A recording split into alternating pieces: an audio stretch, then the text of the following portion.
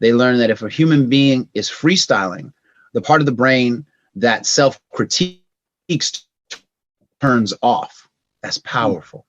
So they used ciphers with mindfulness and kind of like introspective conversations to help heal kids from PTSD. And I'm a part of this crew. And so I was just in Oakland until the Omicron had shut it down. I was working with a group of kids in the Oakland juvie, working with Rhythmic Mind.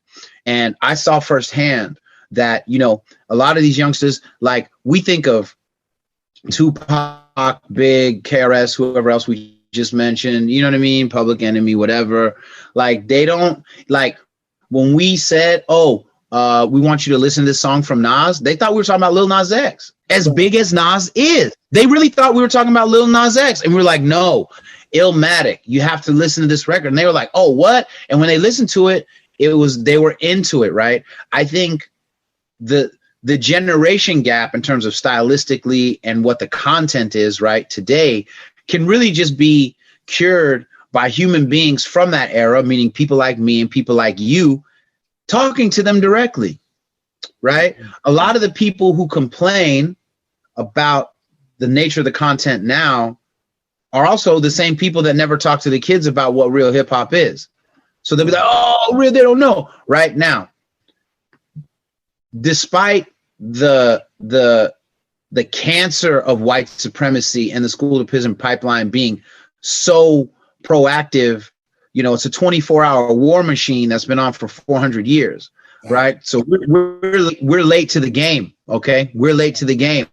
We're late to the battlefield, as it were, right? But there are still programs like Rhythmic Mind. There's another one called Today's Future Sound where they teach beat making and help kids make mixtapes in the hall. It's powerful stuff. I've seen it. I've observed this directly, right?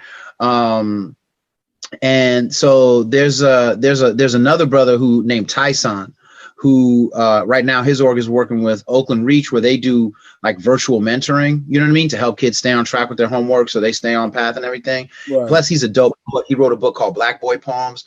What I'm saying is we have amazing people who are working with kids and working in the hall to undermine the veracity of white supremacy. Right. But we're still outgunned. We're still out invested in, right? We're under invested in, they're over invested in, right? You know, there's all kinds of things, but I think we still have a shot. But the real question, the deeper thing that we have to decide as people who are fighting such an unflinching, carnivorous beast like juvenile hall is this, and prison is this, bro.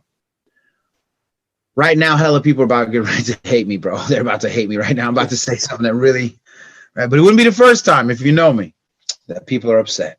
I understand the legitimate and the necessity of defunding the police, militarization, right? We have to shut that down, that militarizing of the police. Right. And changing the culture of the police force.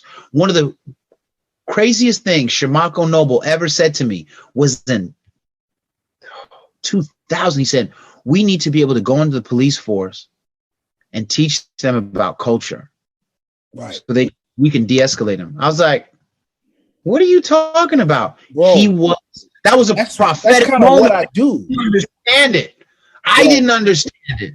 Because I was like, well, they'd never want us there, and why? And then look at us now, right? But he understood then how necessary that type of stuff was, right? That's the kind of stuff that I was doing right before I left probation. I was kind of training them and trying to kind of vitalizing their approach to things, right? Because it's like, it's one thing when you get a white officer looking at a black kid, but I would have to flip it and say, you see how when we get that one white kid that comes from, you know, San Fernando Valley, how the black staff treat him, right? And so like it's the same thing. And so now I started going into the different police forces and teaching them not only ethics, but how to de-escalate without losing your authority.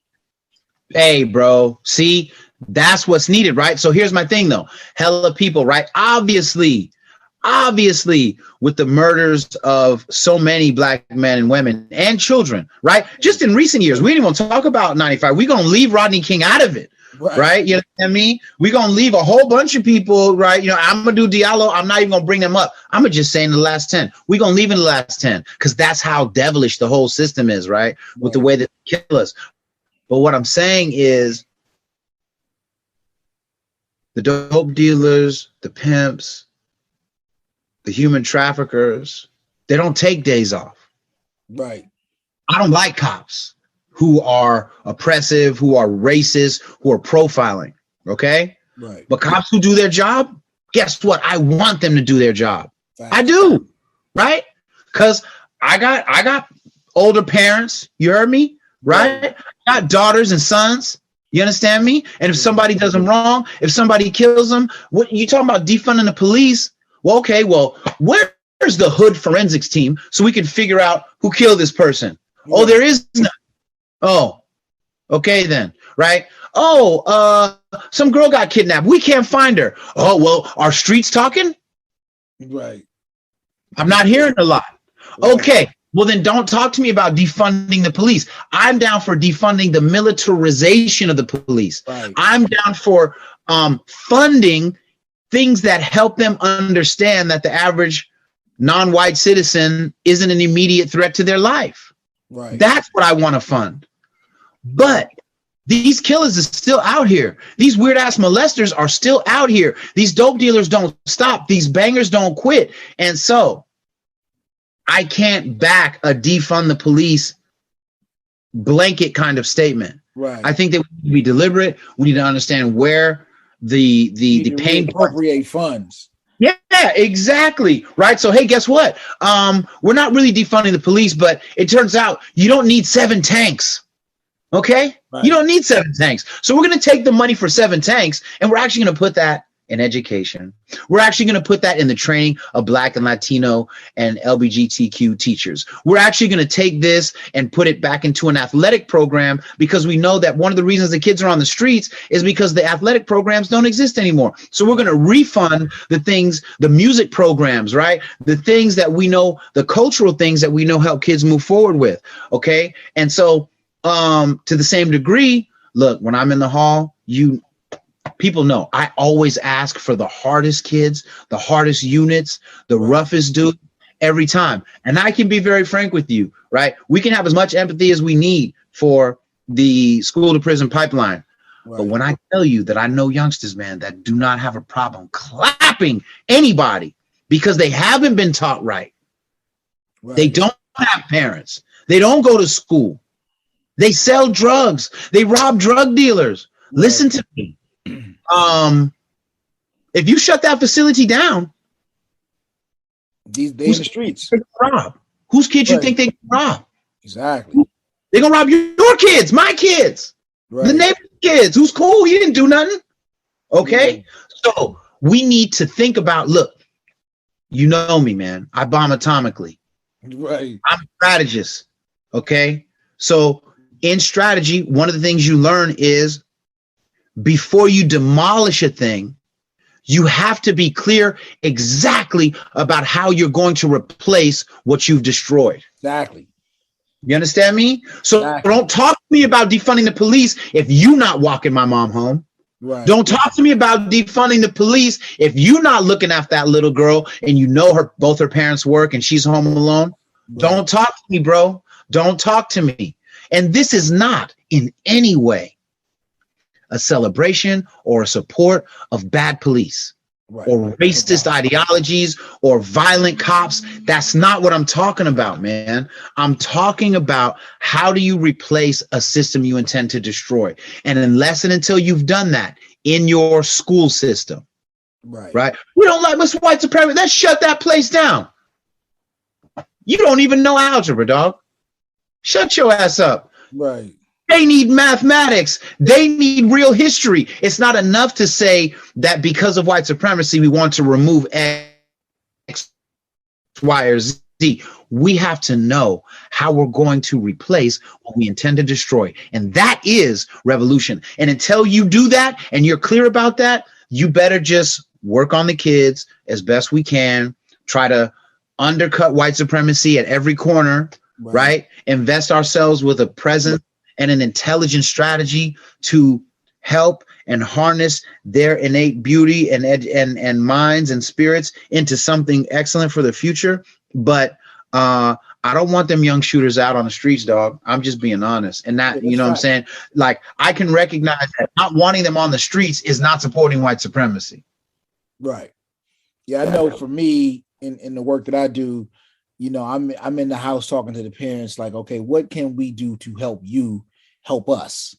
Right. And so a lot of it's economics, right? They don't have the means to do what, you know, they need to do. So I got 11th and 12th graders, man, I'm getting them work, like real tangible work. Yes. I got a partnership with Amazon because they built an Amazon in my neighborhood. So let's go there. You get a $17 an hour intern gig with them. Oh, you got means of going to college, but you didn't get through the A through G standards. Yeah. That, right? Yes. So I got you can go to community college. I got solutions for you that way, right? Because the lady who's the chancellor of the colleges of Claremont, which is 12 community colleges, is my wife's sorority sister. So you plugged in because I got to connect, right? And these are tangible things I can do. Like I can't undercut the praying mantis that we call white supremacy.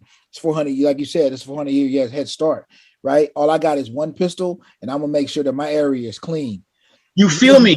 That's the vibe, right? Yo, that's the vibe, right? So people be like, yo, you know, like, you know, and I appreciate what you said about, you know, my contributions to hip hop and, you know, and HHCF and all that stuff, you know what I'm saying? And I'm those were some of my favorite years on this earth, you know what I'm saying? If I kick the bucket tomorrow, you know, the creation of Hip Hop Chess, working with RZA and Jizza and all the other people who had nothing to do with Wu-Tang that were involved, you know, teachers, you know, chess teachers, jiu-jitsu teachers, you know what I'm saying? After school project teachers, you know what I'm saying? Like we had a homework thing where we would help the kids do their homework, and then we would help teach them learn cursive because they don't even teach cursive in the schools no more. But we were teaching cursive because research has shown kids who do cursive, it helps train their mind for other things like algebra and all this other stuff.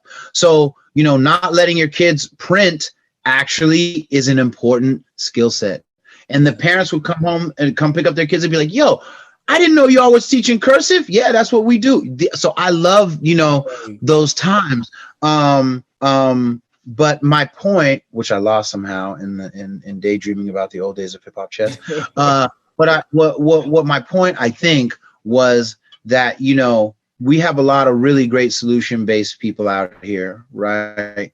We're, you know, in the early days when Public Enemy, KRS or X-Clan would say something, you know, white supremacy journalists would always say, well, what's your solution, right? And you asking a 25-year-old black man who's an artist what his whole solution is for whites, I mean, I'm not sure he's supposed to have an answer. But now we do. You are the answer. I am the answer. We are bringing the answers. We have created the answers. There's so many dope hip-hop based education orgs. I can't even keep up with them. I don't even know all of them. I guarantee you in almost any city and state, there's an org that's trying to do something. Some might be teaching jujitsu. Some might be teaching chess. Some might just be doing, you know, after school math, you know, dance, whatever. We are bringing the solutions, right? And so we just have to kind of curate and accelerate not just what we're doing, but our knowledge of each other so that we can have more pressure, more positive impact, at a faster pace. No doubt, man. I appreciate all of that, man.